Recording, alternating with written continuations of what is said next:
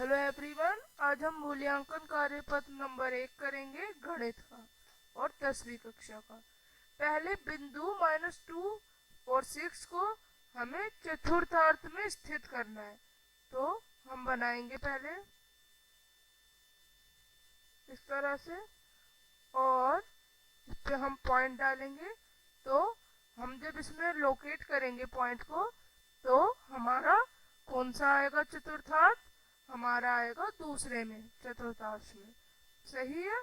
अब दूसरा प्रश्न है, 195 और 87 का एचसीएफ 3 होता है, तो 195 और 87 का एलसीएम क्या होगा? इसके लिए जो दो नंबर हमको दे रखे हैं, जो दो संख्याएं दे रखी है, उनको मल्टीप्लाई करते हैं। ये एक हमारा फॉर्मूला ही है, तो वो इक्वल होता है अपने एलसीएम इंटू एचसीएफ के। किसके? एलसीएम इंटू एचसीएफ के। सो अब हमें क्या दे रखा है? हमें दो नंबर दे रखे हैं और एचसीएफ कितना दे रखा है? 3। तो पहले दोनों नंबर को हम मल्टीप्लाई कर लेंगे और उसके बाद 3 को डिवाइड करेंगे, तो हमारा आंसर आएगा 5655। सही है। अब तीसरा प्रश्न देखते हैं, निम्न आकृति के कौन सा कथन सत्य है जहां ओ वृत्त का केंद्र है? तो ये हमारा केंद्र है और ये हमारा परिधि कोण, जो परिधि पे कोण बना हुआ है। तो अब हमें इसे समझना है, ये जो केंद्र का कोण होता है, ये इस परिधि पे बने हुए कोण का डबल होता है, दुगना होता है। तो इससे हम क्या पता चल रहा है? इस पॉइंट का क्या नाम है? O P R. क्या नाम है इस पॉइंट का? O P Q P R, sorry, Q P R point है ये हमारा। और ऊपर वाला क्या है? Q O R. क्या है? Q O R. तो ये आधा हो जाएगा। क्या हो जाएगा? आधा हो जाएगा ये वाला। और ये जो है ये बड़ा हो जाएगा और ये आधा हो जाएगा इसका। तो बहुपद क्या है? 4x प्लस 3 का शून्यांक निकालना है, तो 4x प्लस 3 लेंगे और इधर शून्य यानी 0 लिखेंगे। तो जब हम इसे सॉल्व करेंगे तो हमारा आंसर आएगा -3/4। तो आप सभी इसे सॉल्व करके देखेंगे।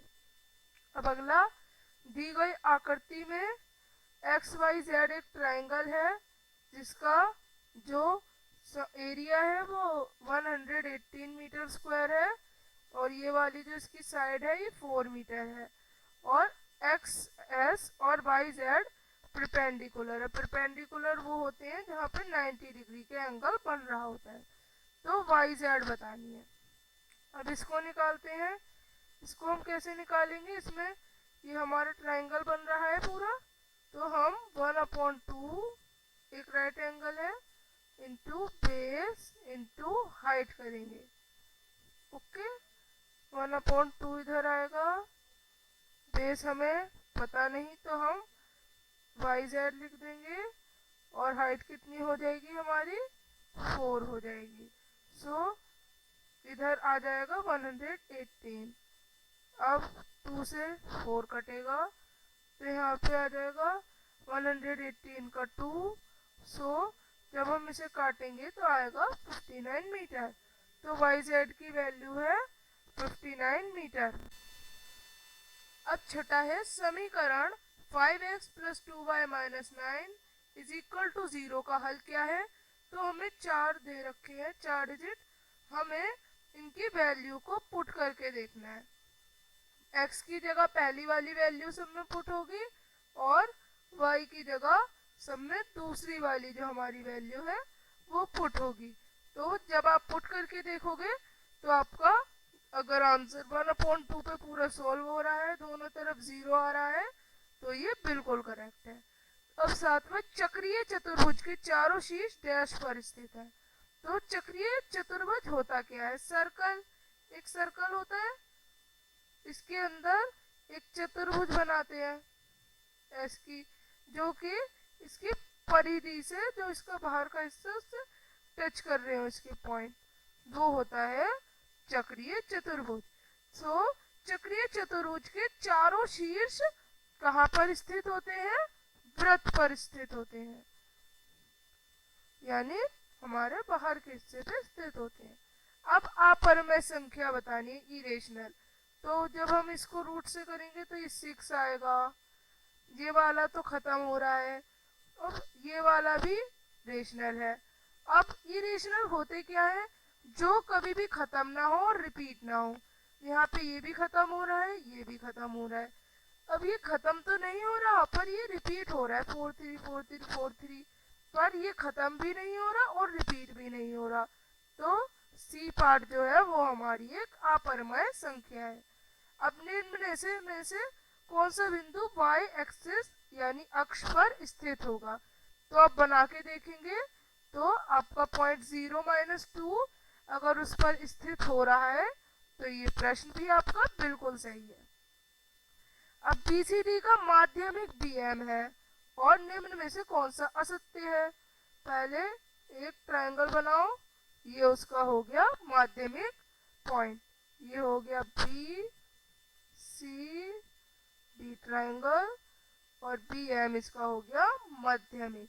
इसने अब दो पार्ट्स में ट्रायंगल को बांट दिया। अब कौन सी बात असत्य है, गलत है? M जो है CD का मध्य बिंदु है, ये बात तो बिल्कुल सही है हमारी, इसको सही है, ये तो ट्रू है। अब BCM जो है, ये वाला जो ट्रायंगल है ये इसके इक्वल है, ये भी बात बिल्कुल सही है।